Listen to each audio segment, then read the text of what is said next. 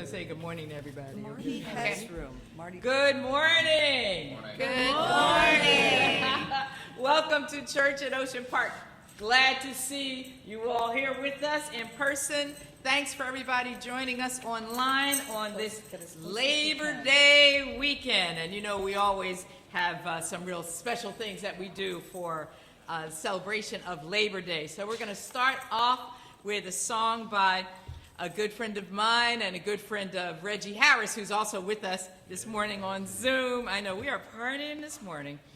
Our life is more than our work, and our work is more than our job. And yes, Amen. That's the chorus we'll be looking forward to sing you. And we have, give them some encouragement, the Church at Ocean Park Choir. Say yay! All right, here we go.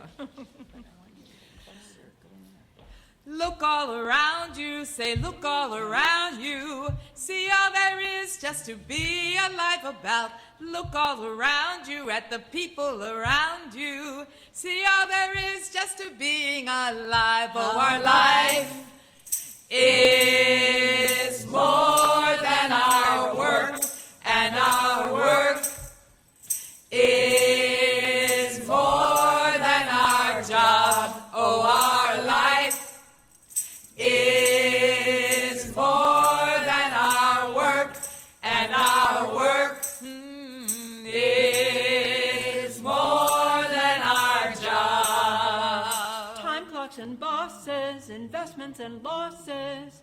How can we measure our life in numerals? Profits and boxes, investments and losses.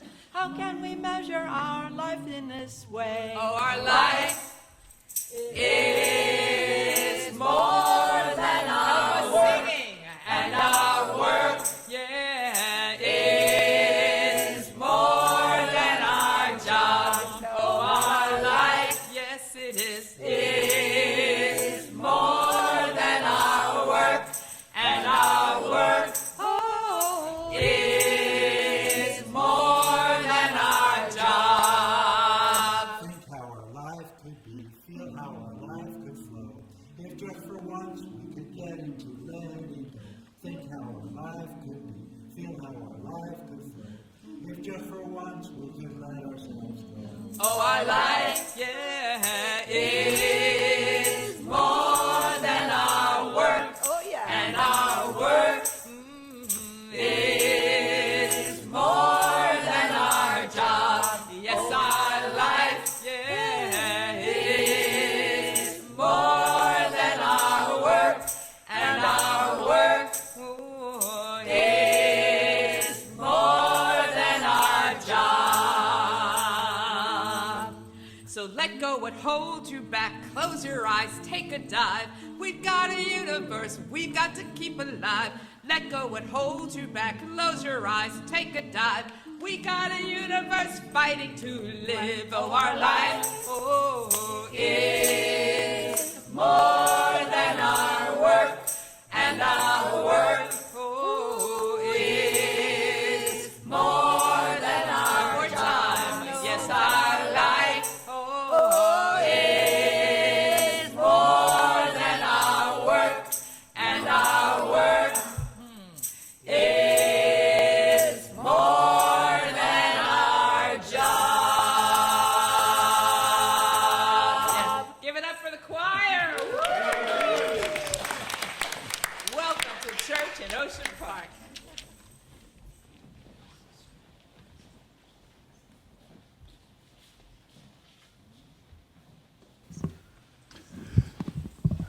Welcome to the Church in Ocean Park.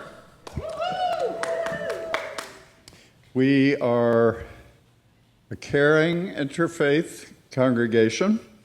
We celebrate diversity, treating ourselves and others with respect. Our gatherings support, educate, and challenge us in our relationships to self, others, and the world. Embracing creative expression, singing at every opportunity, and working for social justice are all part of our spiritual life together. Now, you may be wondering if you are welcome. We are an interfaith community, so you're welcome if you're Jewish, if you're Muslim, if you're Hindu, Buddhist, Christian, Wiccan, atheist, secular humanist, or some combination or something else altogether. You are welcome if you are an independent thinker, a doubter, a skeptic, a seeker, a skeptic. You are welcome if you struggle with addiction or are recovering. You are welcome if you are mired in codependence with someone or something and struggling to create healthy boundaries. You are welcome if you eat junk food or eat really well. You are welcome if you are very solvent or are struggling to make ends meet. You are welcome if you have spent some portion of your life incarcerated. You are welcome if you have never been in that situation. You are welcome if you're gay, straight, bisexual, non-binary, transgender, differently abled, or neurodivergent. If you are married, otherwise coupled, single, divorced, or widowed, you are welcome. You are especially welcome if you are open-minded and curious and eager for respectful dialogue. Please know that no one person speaks for the church in Ocean Park. Even the minister, as Janet always reminds us when she's here. So you may hear something you disagree with. Know that your voice within this community is considered just as important as that of the person you disagree with. Welcome to the Church in Ocean Park. Good morning, all. Welcome again. I'm Joseph, also called Chaplain Joseph, and we are welcoming you today to our Labor Day service. It is Labor Day tomorrow, a celebration of the social and economic achievements of American workers, and I might say not American workers alone, but in the Caribbean we have Labor Day too. Only it is in May in most of the countries. It is in May in India as well. It is in June in the Bahamas, so it's spread around all over the world. But we all recognize the significance of the events in our lives and the lives of our country. So we welcome you. I'm here. Of course, you may be wondering, where is the minister on this Labor Day? Well, Reverend Janet had to have a medical procedure, and she's recovering. I heard from her this morning, just before worship started this morning, and she's doing well so far. A little rough in the beginning, she said, but she is doing reasonably well.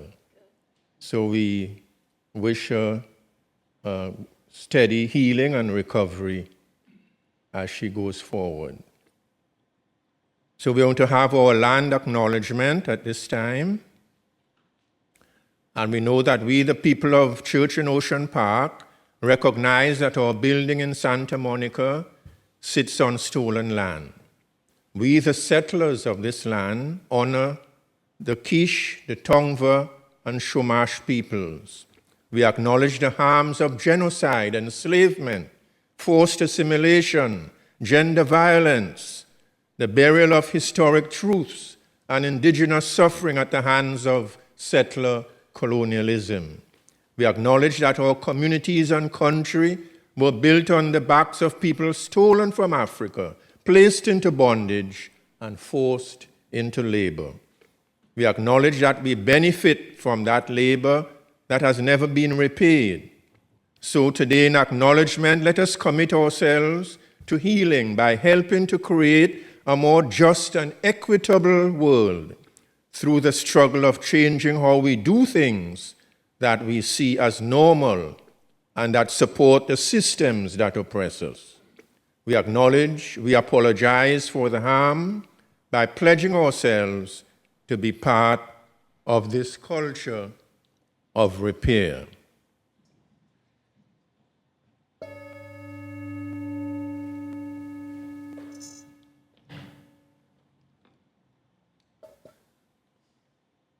Let us continue now as we sing the 3 lines of the Thich Nhat Hanh chant. I have arrived, I am home, in the here and in the now, 3 times. I have arrived, I am home, in the here and in the now. I have arrived, I am home, in the here and in the now. I have arrived, I am home, in the here and in the now. Thank you. For our reading today, we have some quotes on labor. This one is from Dwight D. Eisenhower. Only a fool would try to deprive working men and working women of their rights to join the union of their choice. Cesar Chavez. You are never strong enough that you don't need to help. George Meany. Every piece of progressive social legislation passed by Congress in the 20th century bears a union label. Martin Luther King. The labor movement was the principal force that transforms misery and despair into hope and progress. Abraham Lincoln. All that harms labor is treason to America. Thank you, Fred. Thank you. Well, this morning, we're lucky that we have Reggie Harris zooming in from upstate New York. And as you know, Reggie is a great performer and an educator, and he has added to this recently, author. Yeah, you got your book there, Reg? I forgot to pull one You out. forgot the book, Reggie. I'll have it when I come back. We can't hear you for some reason. Are you on mute? No, That's I'm not. right. I don't know why we can't hear you. There you are. Okay. Am I on now? You are. Okay, great. I forgot to pull the book out, and I'll have one. I'll have one later. What is the title? It is called "Searching for Solid Ground," and it's on Skinner Books, and it is a memoir. Oh, wow. All right. Well, I know you've got 2 songs for us, because of course. I do. So, one of the driving forces in the labor movement and in many other movements is music. So that has 2 songs to get us going.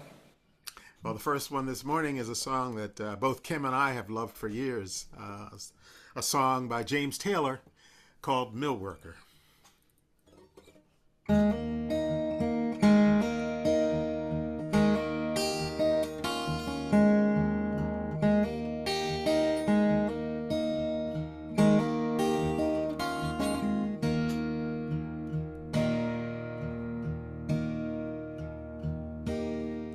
Now my grandfather was a sailor, blew in off the water. Father was a farmer and I, his only daughter, took up with a no-good mill-working man from Massachusetts who dies from too much whiskey and leaves me these three faces to feed.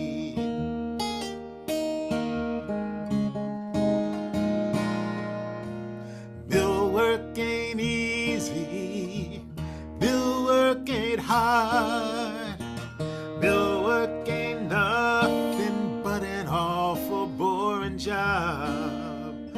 I'm waiting for a daydream to take me through the morning and put me in my coffee break so I can have a sandwich and remember that it's me and my machine for the rest of the morning, for the rest of the afternoon, and for the rest of my life.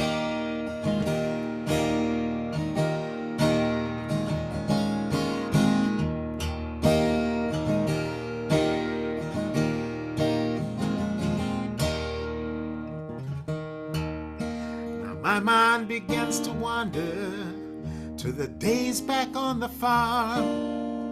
I can see my father smiling at me, swinging on his arm. I can hear my granddad's stories of the times out on Lake Erie, where vessels and cargoes and fortunes and sailors' lives were lost.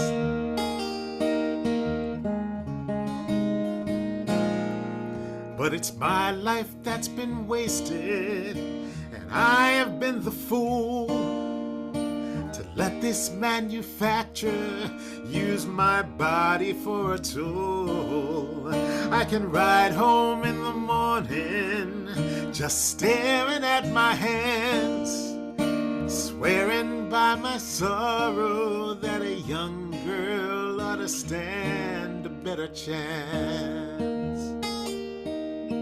So may I work the mills just as long as I am able, never meet the man whose name is on that label, and it's me and my machine for the rest of the morning, for the rest of the afternoon, and for the rest of my life.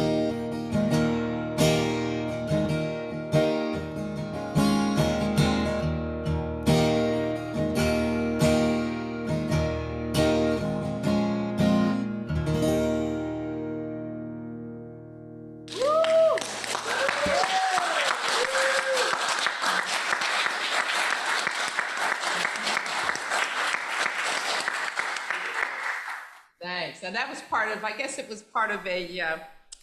A play, yeah. Mm-hmm. And it had all different songs about working people, right?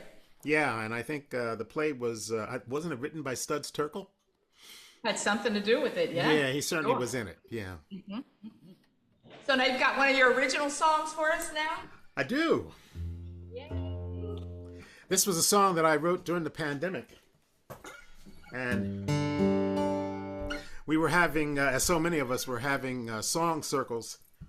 And on a Sunday, our friend Aileen Vance, actually, who lives right there in California, invited us all to write songs about working people and particularly workers who were sacrificing themselves in so many different ways during the pandemic to keep us all connected to food and to supplies. And so in doing some research to write the song, I came across a phrase in this one article on meatpacking workers, and the person said that the conditions were so bad. They said, when we're dead and gone, our bones will still hurt every day. And I knew that had to be a song. So it's called My Working Bones.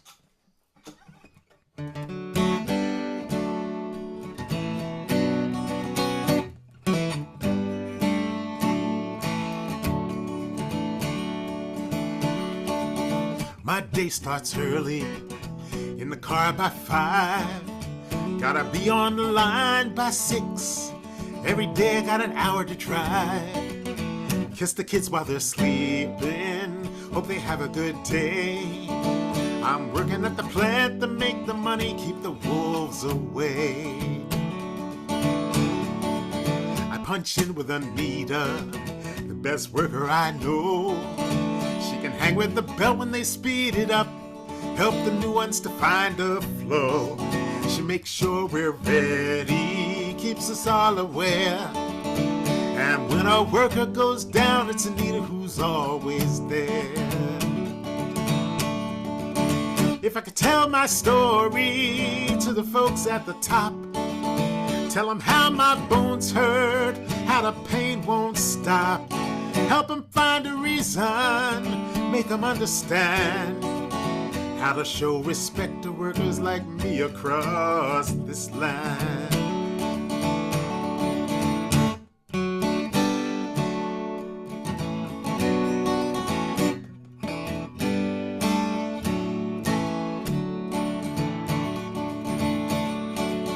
It's a sad situation, but we've got no choice.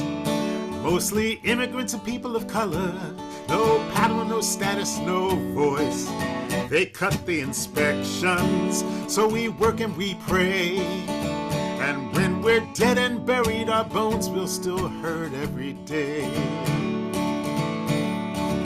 If I could tell my story to the folks at the top, tell them how my bones hurt, how the pain won't stop, help them find a reason, help them understand how to show some mercy to workers like me across this land.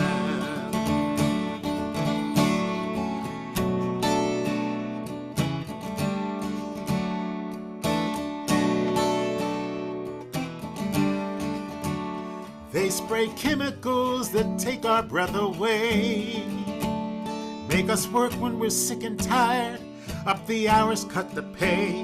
We've been smashed, cut and battered. Every day we race machines as our bodies make the profits for their dreams.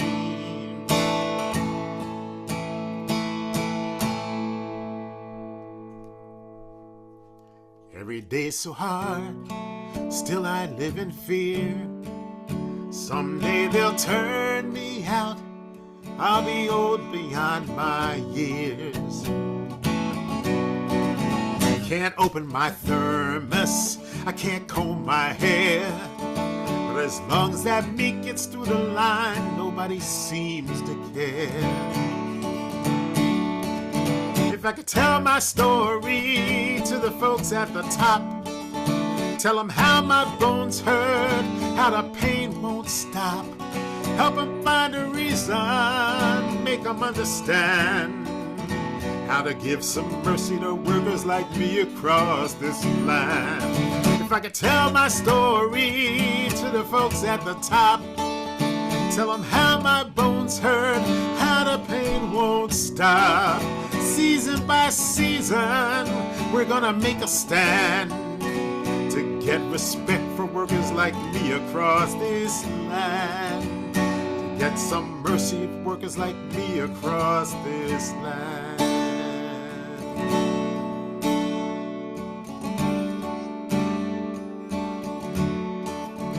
If I could tell my story.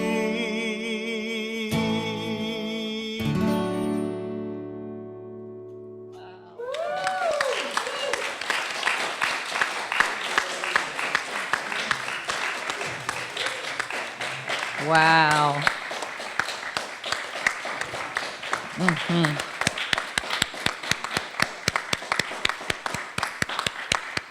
So thanks so much. Wow. Okay, so we'll hear from you a little bit later in the service, and you will have your book, right? Okay. So thinking about working people, thinking about workers. You know, one thing I love about church in Ocean Park is that we've got so many knowledgeable and interesting and involved people that are a part of this community. So I asked Bob if he would just tell us a little something, and then we'll get back to singing, because in a lot of ways we're having like a Labor Day weekend song fest going on here. So yeah, Bob, help us out.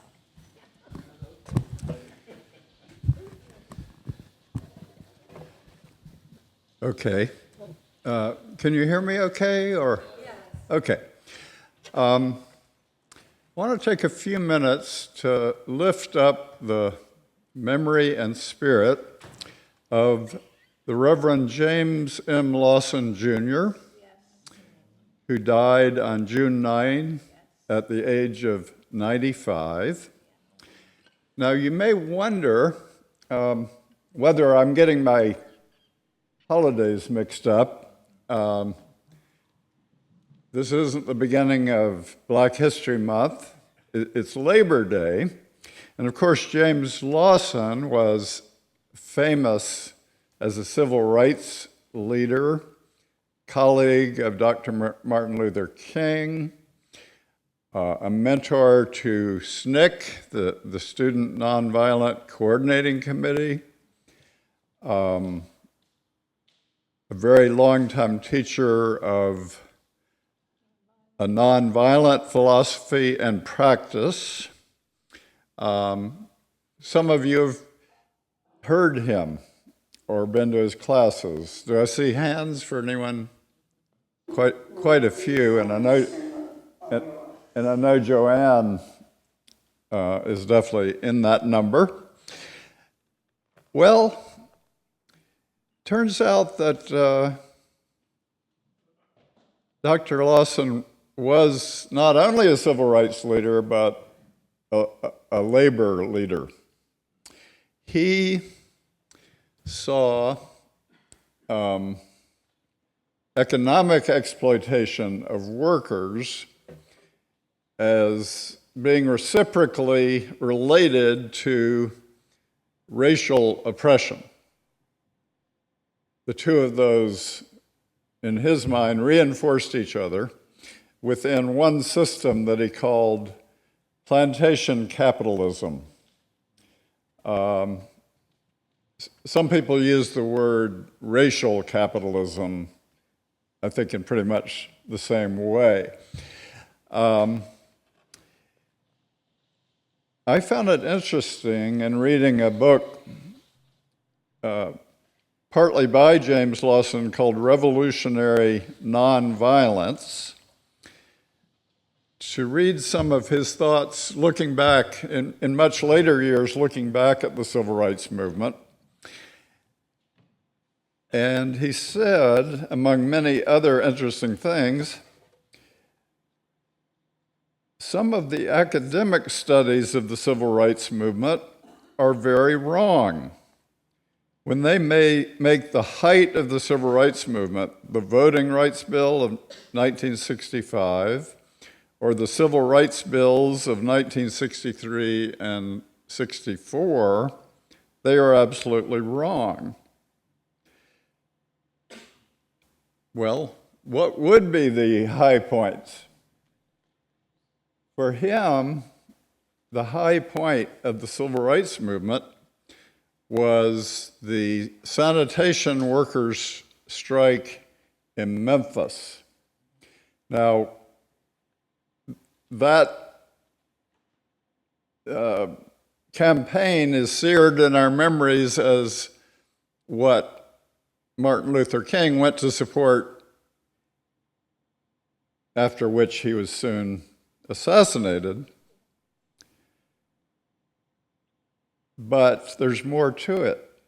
The strike was successful, and James Lawson sees that as what he called a threshold point for the movement. He says, because it was the high point, up to that point, of collaboration between the labor movement and the civil rights movement. And that's what he knew that King wanted to build on going forward.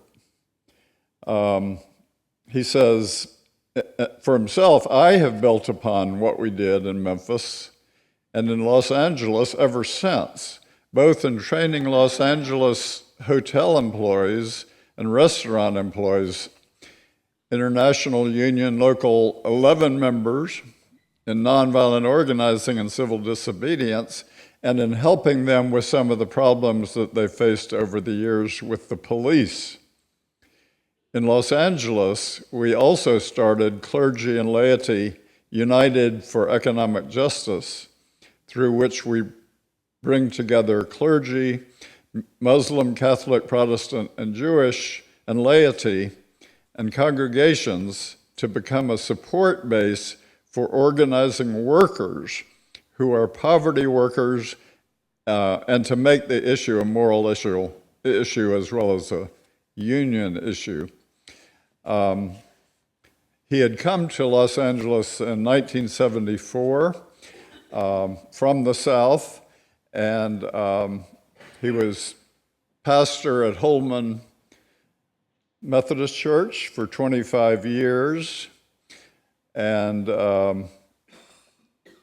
here's what another civil labor leader named Kent Wong has to say, sort of summarizing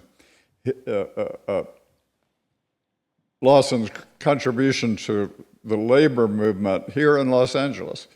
In Los Angeles, he helped to launch civil rights, peace, labor, and immigrant rights campaigns. His work with Black, brown, Asian, and white hotel and service workers helped to build one of the strongest organized labor and immigrant rights movements in the United States today. While union participation declined in most places, it grew stronger in LA thanks to the involvement of immigrant and Latino workers in alliance with Black, Asian, and white workers. Lawson also met and worked with nonviolence organizers from South Africa and elsewhere across the globe, and taught workshops on the basic philosophy and methods of nonviolent direct action to UCLA students, undocumented immigrant youth, and immigrants and workers in LA's service economy. So again, I lift up the spirit and work and memory of Reverend James M. Lawson on Labor Day.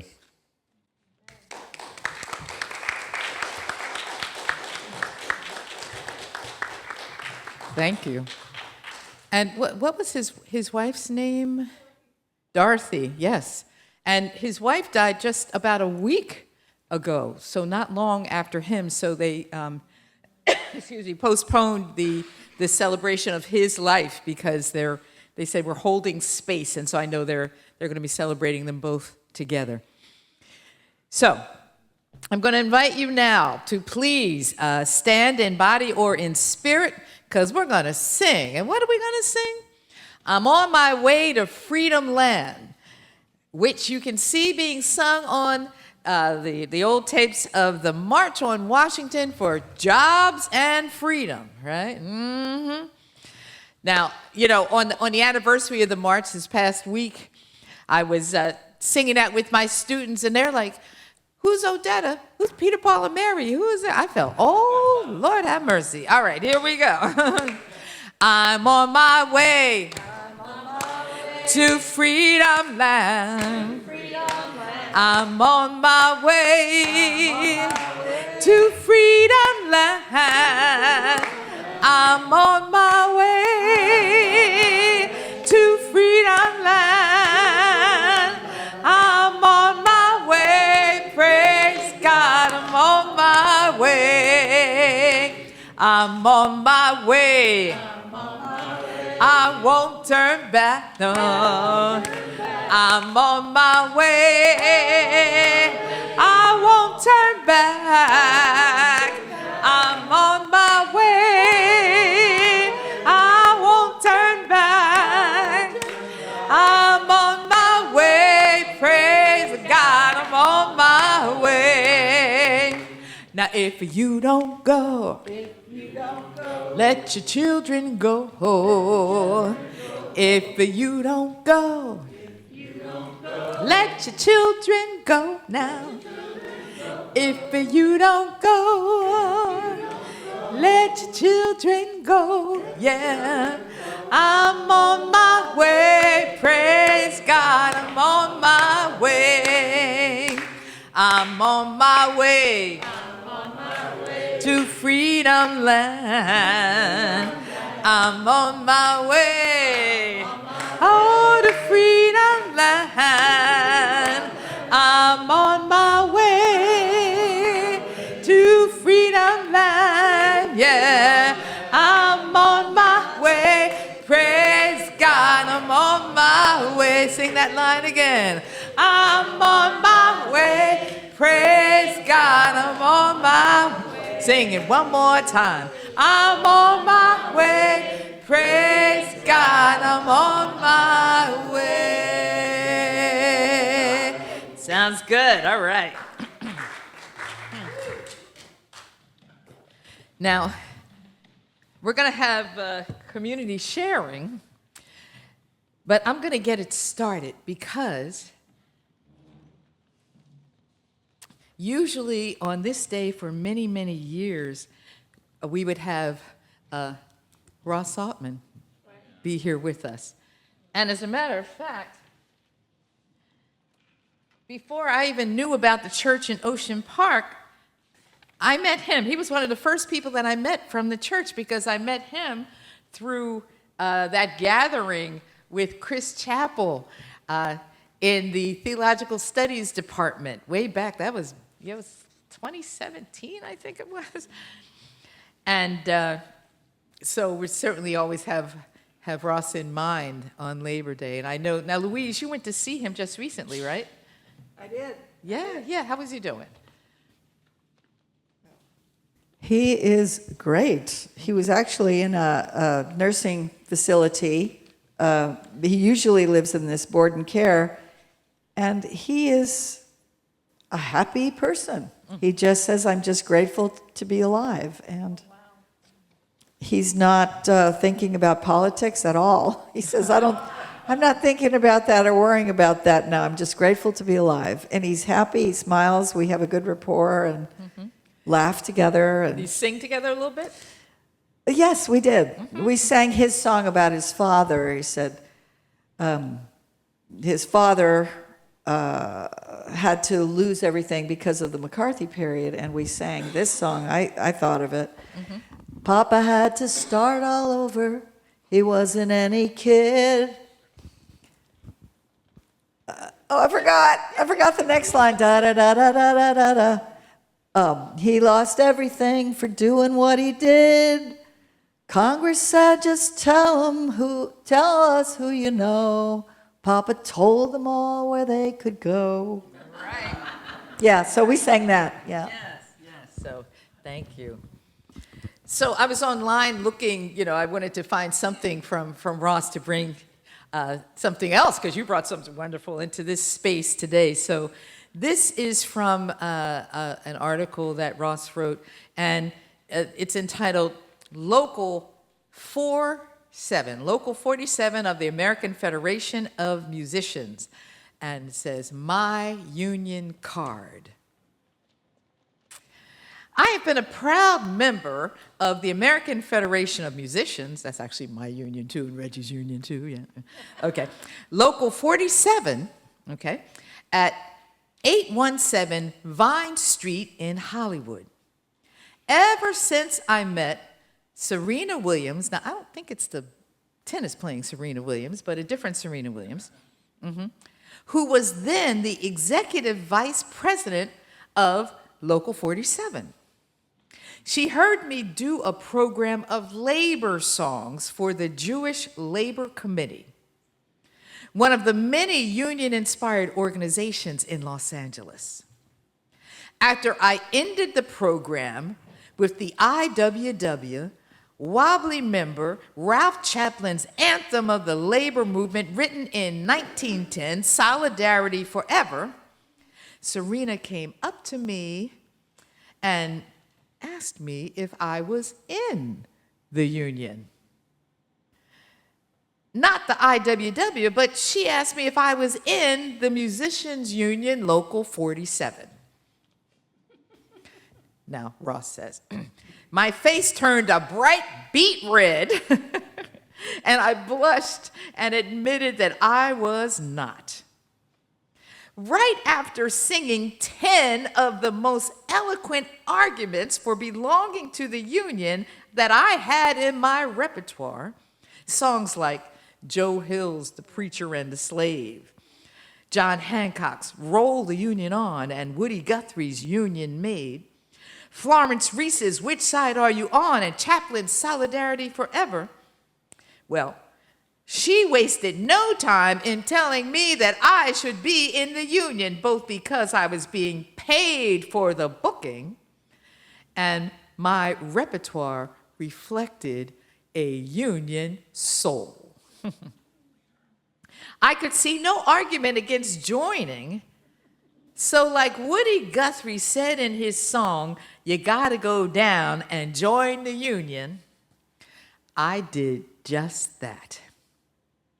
That was more than 15 years ago, and I have not been just a folk singer, but a union folk singer ever since. Not just figuratively, but literally, I have paid my dues. So that's from Ross.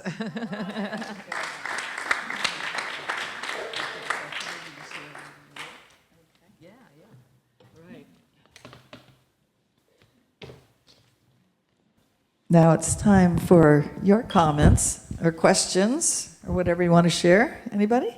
Freddie?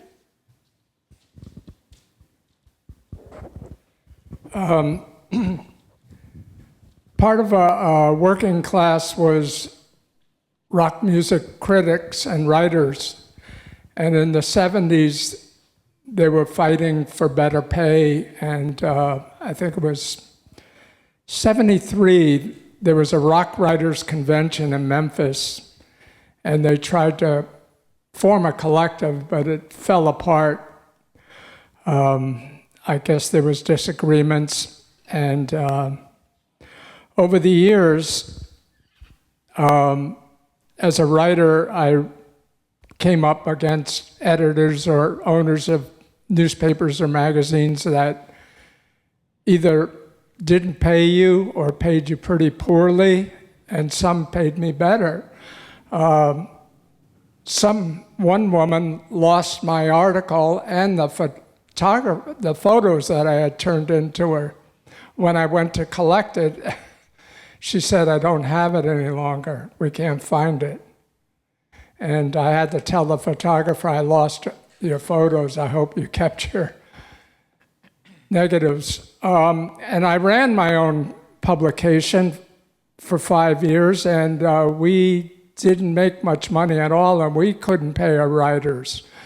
Most of the time they volunteered to try to get a better career, use us as a springboard. And some did. A number of them went on to bigger things. One gentleman is running Rounder Records right now, and another one went and wrote for local newspapers for many years. I had to get a second job because I wasn't making any money myself from my own business. And then when I moved out here, I worked for a small company, bookstores in Westwood, and then I moved to Century City, and corporations took over Brentano's, first Walden Books, and then a bigger corporation took over them, Borders. And they talked a lot of people into investing in Borders. And we got 3 years of stock shares. And each year we could only sell back a certain amount. And each year we were supposed to get about $1,000 or more, depending on how far the stock went up. But other people were investing their own money into more stock. And I went on vacation second year before I cashed in my stock, and the stock fell below the opening price and never went up again. And several of my friends lost quite a bit of money because the company was supposedly booming and opening up many stores, and they had so many rules and regulations. I didn't even want to learn how to become an assistant manager. I just stayed a senior bookseller. The book was like 8 inches thick of rules and regulations. Okay. You know, when I hear I guess you could say, union songs, I see the very, very strong parallel to the field songs that the slaves used to more or less do. In fact, a whole genre of music, the blues, originated out of the field songs. Ma Rainey specifically, and Lead Belly, you know, specifically. And I'm wondering, to those of you, specifically Reggie, who performed, I'm wondering just how much influence did, I guess you could say, the factory or the work environment have on the passion of the writing, you know, to create this music. You know, just as an aside. The one of Dr. James Cone's famous books is called The Spirituals and the Blues, because blues are really considered secular spirituals. And Reg, did you have a comment you wanted to say? Because I was just going to say that, you know, the blues certainly was one of the highlights coming out of the spirituals. That was one of the major ways that the working person could express their anguish, their frustration with the systems that were using them, in the same way that Mill Worker talks about, you know, the manufacturers and tilting all of the benefits toward themselves.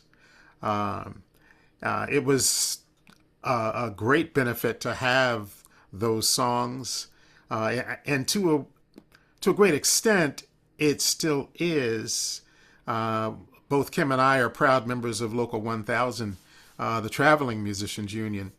But I would say that songwriters have taken up that cause largely because we are always climbing uphill in an effort to get the benefits. And certainly early on, all of those early blues players and in many ways, you know, the folks who were at the bottom of the financial system were always calling into account those who were taking off the top, which would include publishers and distributors, because they always were taking money off of the top and then saying there wasn't anything left. So some of that has turned around, but now we are battling the same way with things like Spotify and streaming services. So yes, musicians and artists in general are always in a position where their ability to create and their livelihood is directly tied to the capitalist system keeping them in a precarious position. I'd like to read from an article by Tom Hartman. Just a sec. The billionaire's trick to keep everyone from voting. Outside of Oprah Winfrey and Michael Jordan and a hedge fund guy, just about all American billionaires are white. And while their white privilege helped most of them to become billionaires in the first place, for the politically active billionaires on the right, it's their money that they care about the most.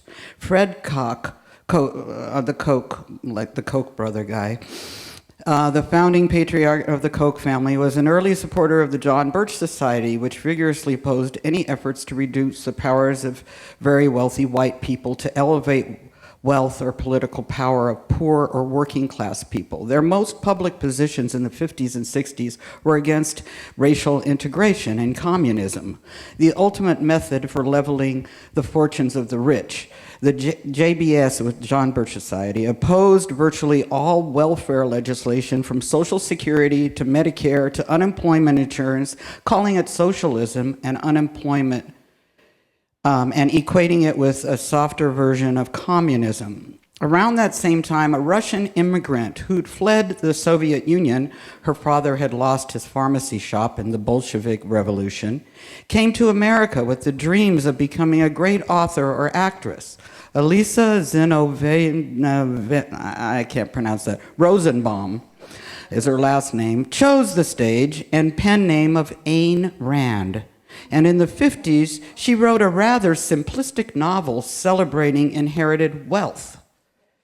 In Atlas Shrugged, a young woman and her hapless brother inherit a railroad from their father and try to grow it strong over opposition from the unions, which want a safe workplace and reasonable pay.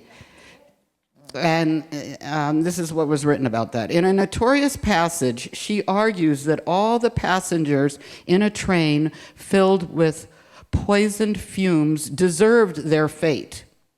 One, for instance, was a teacher who taught children to be team players. One was a mother married to a civil servant who cared for her children. One was a housewife who believed that she had the right to elect politicians of whom she knew nothing.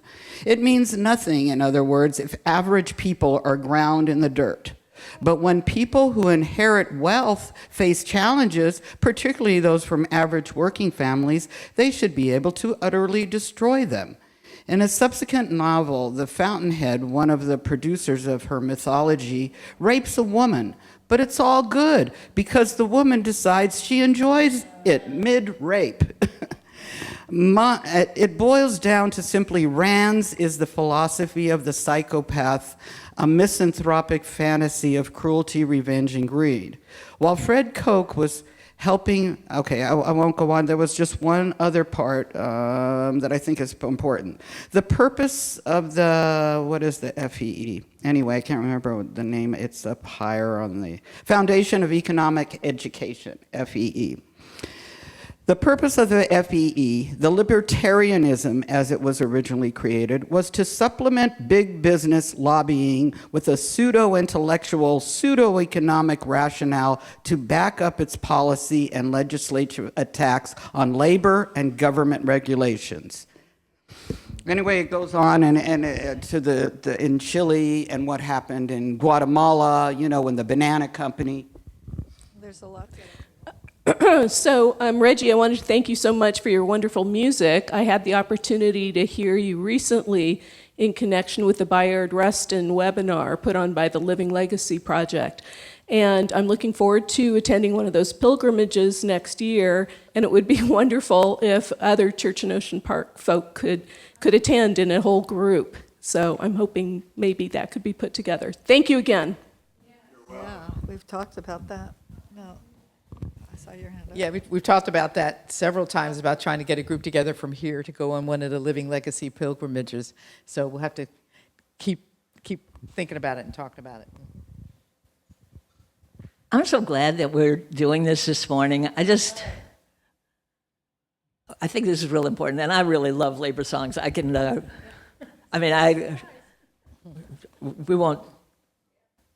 am tempted to go there, but I won't because I don't know as much about it as the folks who do, so I'll just say, yeah. But I think it's important to celebrate Labor Day. And I'm going to be in Wilmington tomorrow, which is really the heart of the labor movement in Los Angeles. And there's a Labor Day march in Wilmington that starts at 10 o'clock. I mean, it's organized by the Harbor branch of the Los Angeles County Federation of Labor, and it marches from. Okay, anyway, I'll look it up. I know up Avalon to Banning Park, and anyway, it's a thing. I mean, they do it every year, and I'll be there because I think it's important. But what I wanted to meditate on and to really think about is why we don't celebrate May Day, which was born in the United States in 1886 in a fight for the 8-hour day and is celebrated really around the world as International Workers' Day. And I think it's really, and I think it sort of relates to how you can talk about racial capitalism as if there's some non-racial capitalism, right? Which I just don't think there is. I mean, I think that capitalism is really based on the exploitation of the entire working class internationally. And for sure, the capitalists are multinational. They don't respect borders. They set up borders to divide us, to keep us from seeing that we have more in common with a worker in the maquilas on the other side of the border, with a garment worker in Bangladesh, and I could give a lot more examples, but the point is made. So why do we think, or why do we even entertain the idea that we would have more in common with an American capitalist, that our we includes American workers and American capitalists, rather than our we would define the international, would be made up of the international working class. And I think that's why the Labor Day is a legal holiday in this country and May Day isn't, because it implies that there's something different about American workers than there is about workers throughout the world. And I just want to suggest that we might want to interrogate that assumption.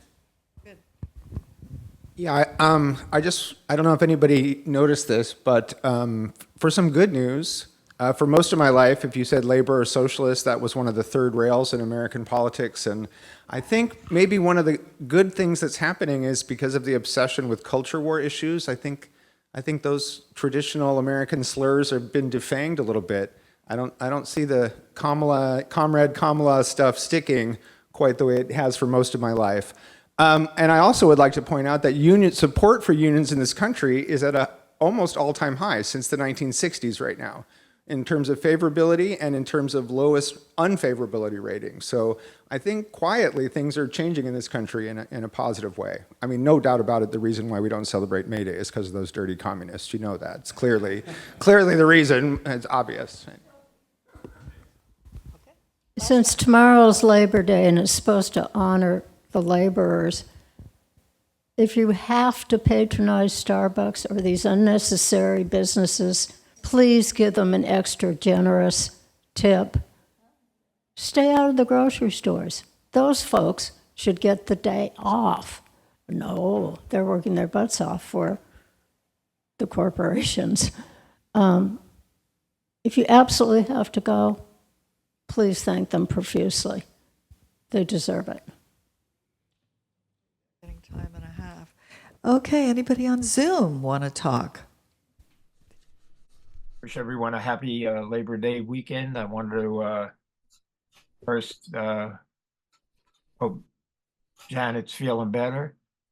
And I'm glad that you brought up Ross Altman. He would regularly do our New Year's Eve peace party and spoke at our activist support circle. And so I'm glad to hear that. I know that when I asked him how he wanted to be listed in the press release for him, he always said Ross Altman, singer, song, fighter. That's the way he would say it. So I want to acknowledge Ross again. And I really like your songs, Reggie, both your original song and that James Taylor song that I haven't heard. I mean, I don't know if I mean it as a compliment. I mean, you have your own unique style, but that guitar sounds just like James Taylor guitar. You know, you can tell that's fantastic stuff. And I can't help but think about Trump, how he uses all these musician songs without any respect to them, without any acknowledgement, or so it's all that kind of stuff, you know, that's going on. But I do think it is getting better, and I hear a lot of the union people that are supporting Kamala, and I just think that direction, we got to work on that. It might take a while still, but we just got to help it along. That's it. Thank you all. Thank you. All right. Anybody else on Zoom? All right. Well, then we take all this and we have a moment of silence, and Reggie will break the silence with a song. Mm-hmm. When the union's inspiration through the workers' blood shall run, there can be no greater power under beneath the sun. Yet the force on earth is weaker than the feeble strength of one, but the union makes us strong. Solidarity forever. Solidarity forever. Solidarity forever. For the union makes us strong. It is we who plowed the prairies, built the cities where they trade, dug the mines and built the workshops, endless miles of railroads laid. Now we stand outcast and starving, miss the wonders we have made, but the union makes us strong. Solidarity forever. Solidarity forever. Solidarity forever. For the union makes us strong. They have taken untold millions they have never toiled to earn, but without our brains and muscles not a single wheel can turn. We can break their haughty power, gain our freedom when we learn that the union makes us strong. Solidarity forever. Solidarity forever. Solidarity forever. For the union makes us strong. In our hands is placed a power greater than their hoarded gold, greater than the might of armies, magnified 1,000-fold. We can bring to birth a new world from the ashes of the old, for the union makes us strong. Solidarity forever. Solidarity forever. Solidarity forever. For the union makes us strong. For the union makes us strong.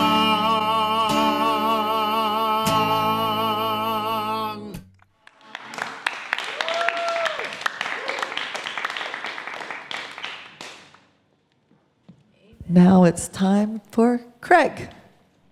Good morning. So I'm here looking for money. Does anybody know a billionaire? No? Yes? Would you call him, Kevin? We could use the help. But together, we can We do continue to struggle post-COVID with our funding. We're back in the building, but we're not back with the same level of rental and events and support. So anything you can do is really appreciated to continue to support the church. So thank you. Thank you, Craig. Which side are you on? Which side are you on? Which side are you on? Which side are you on? Which side are you on? Well, come on, you good workers. Great news to you all tell. How the good old union is coming here to dwell. Which side are you on? Which side are you on? Which side are you on? Which side are you on? They say in Harlan County there are no neutrals there. There's better be a union or a thug for D.H. Blair. Hey, which side are you on? Which side are you on? Which side are you on? Which side are you on? Let's do it again now. Which side are you on? Which side are you on? Which side are you on? Which side are you on? Sorry, dancers. Thank you for the dance. Okay. So let's have Reggie do his book announcement. Oh, yeah, sure. Hey, Reg, you got the book? All right, so. Well, the book is called Searching for Solid Ground, and here is, oh, wait a minute, oh, there we go. Yep, there you are. So it's a book that I started writing during the pandemic, and it basically talks about my journey from childhood to just after the pandemic. And certainly a large part of that journey includes all of the work and joy and education that came my way through working with Dr. Kim Harris, who is acknowledged in the book many times. And the book is out. It's on Skinner Books. It can be bought at any of the platforms, but I would suggest that you use the Skinner in-house platform, which is, oh my brain just went off.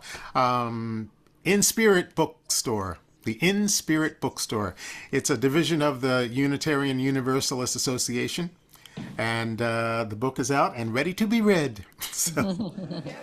All right, woo-hoo! I look forward to reading that. Reggie, I'm going to go out and buy it right now. Thank you. Okay, so somebody brings bread and shares a few moments from their heart. Who is doing bread today? Okay. Give them a hand. Make them welcome to come up to the front. Jean Gasca was originally going to do bread. Ed wasn't feeling well, so we are stepping in. Yeah. She texted both of us. Right. So I realize this might be slightly controversial depending on where you fall on the spectrum of opinions regarding artificial intelligence. I wanted to share why some of the reasons why I believe that the AI chatbots such as ChatGPT, Gemini, Claude from Anthropic, OpenAI, and Google have been very helpful for me personally, and as it relates to my work. I'm hoping to start tutoring soon. Come on, students. Have some misunderstandings, so you need a tutor. That's a joke. And I was originally very resistant to AI because I didn't understand it. And how close-minded is it to think that one should not approach something because they don't have a full understanding? I mean, God, They should take back my MA for thinking like that. But, you know, a new day is here, so I decided finally to learn about AI, and I watched 45 videos on AI and on chatbots and on large language models, which is what ChatGPT really is. And I finally got edumacated. That is a quote from The Simpsons, for those who watch it. And I realized that, oh my God, AI, and specifically chatbots such as ChatGPT, are designed really to increase our efficiency in how we operate, how we live our lives. And sometimes that relates to how we go about doing our work.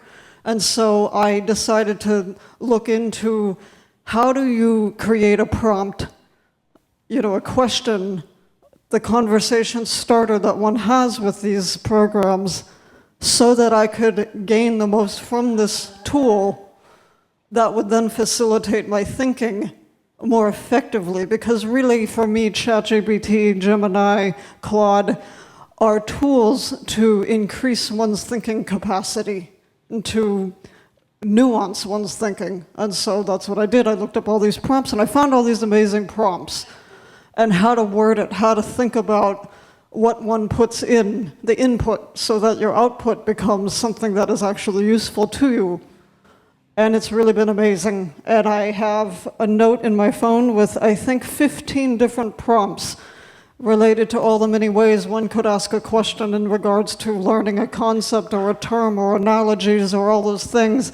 And it has helped me so much in how I can then assist students when I begin to tutor them, should that ever happen.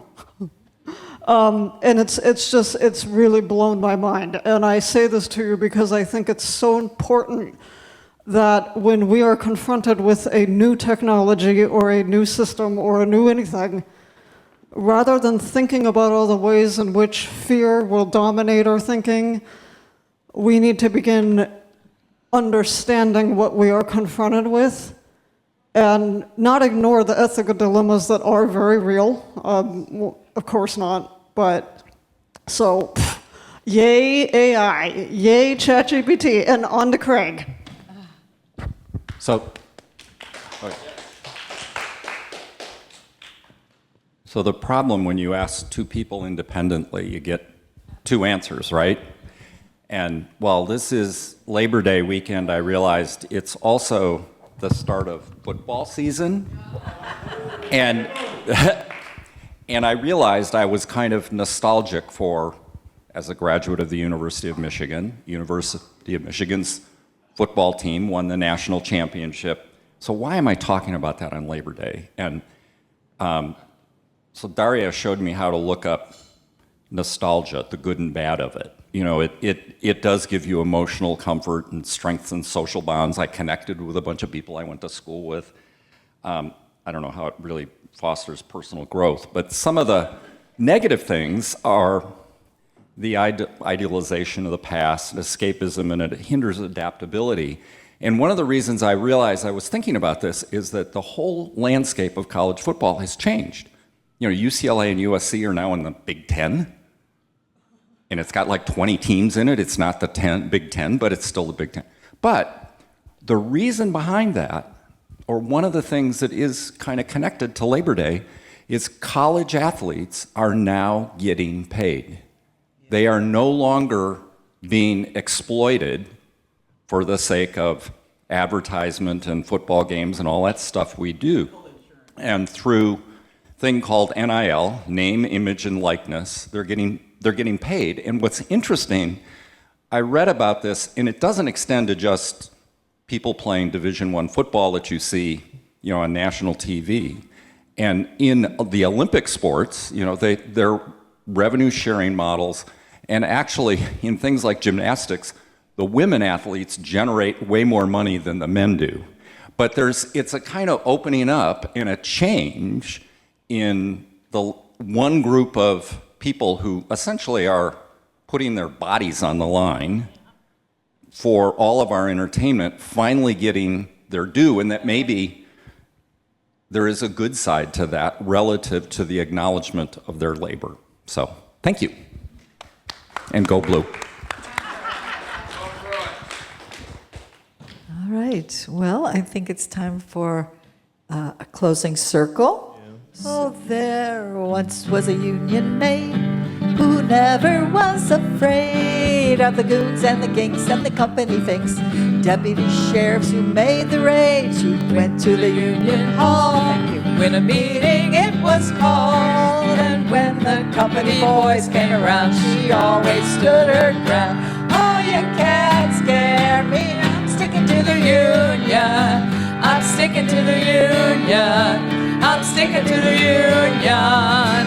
Oh, you can't scare me. I'm sticking to the union. I'm sticking to the union till the day I die. This union maid was wise to the tricks of the company spies. She'll never be fooled by a company school. She always organized the guys, struck for higher pay. She always get her way. And when the company guards came around, she always stood her ground. Oh, you can't scare me. I'm sticking to the union. I'm sticking to the union. I'm sticking to the union. Oh, you can't scare me. I'm sticking to the union. I'm sticking to the union till the day I die. One more verse. You women who want to be free, take a little tip from me. Break out of that mold, we've all been sold. You've got a fighting history. The fight for women's rights with workers must unite. Like Mother Jones, move those bones to the front of every fight. Oh, you can't scare me. I'm sticking to the union. I'm sticking to the union. I'm sticking to the union. Oh, you can't scare me. I'm sticking to the union. I'm sticking to the union till the day I die.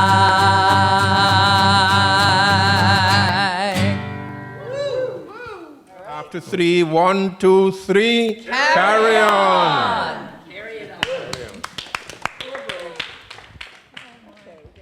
Does anyone?